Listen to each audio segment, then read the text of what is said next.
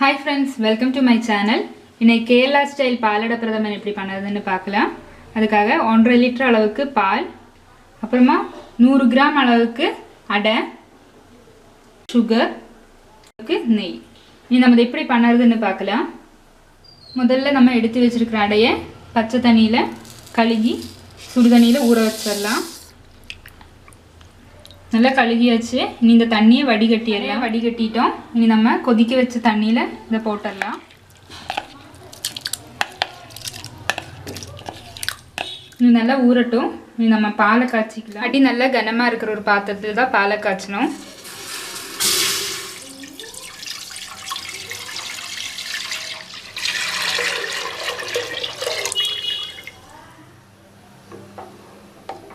பால் நல்லா சூடாயிருச்சு. நீ நல்லா கொதிச்சு சுண்டணும். நல்லா இலக்கி விட்டுட்டே இருக்கணும். அப்போ தான் பால் பொங்காமல் நல்லா கொதிக்கும்.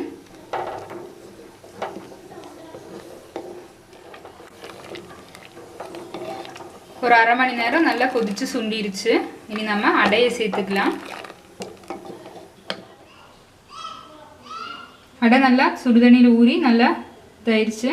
இனி இந்த தண்ணியை மாற்றினதுக்கப்புறம் அடையை இந்த பாலில் சேர்த்துக்கலாம்.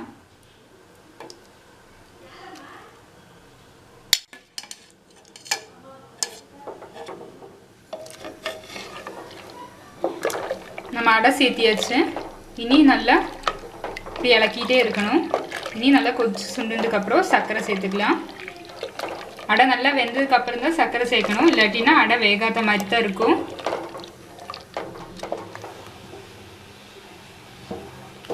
நல்லா கொதிச்சிருச்சு. அடை நல்லா வெந்துருச்சு. இனி நம்ம சுகர் சேர்த்து ஒரு 250 கிராம் அளவுக்கு சுகர் இதில் சேர்க்குறேன்.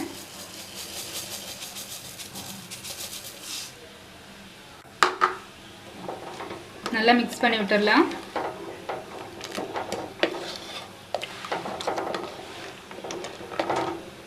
இன்னைக்கு பாயசத்துக்கு கலருக்காக சுகர் கேரமலைஸ் பண்ணி சேர்த்துக்கலாம். அதுக்காக ஒரு 3 டேபிள் ஸ்பூன் அளவுக்கு சுகர், அப்புறமா கொஞ்சமாக தண்ணி,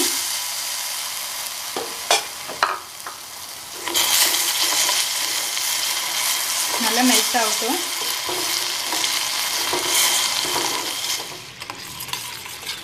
கேரமல் ரெடி ஆயிடுச்சு.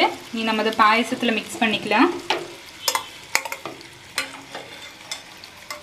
எடுத்து வச்சு மிக்ஸ் பண்ணலாம்னு நினைக்கக்கூடாது. அப்போவே மிக்ஸ் பண்ணிடணும். இல்லைன்னா அது கட்டி ஆயிடும்.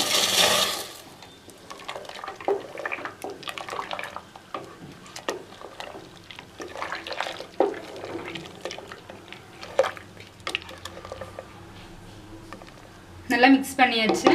நீ நம்ம இதில் நெய் சேர்த்துக்கலாம்.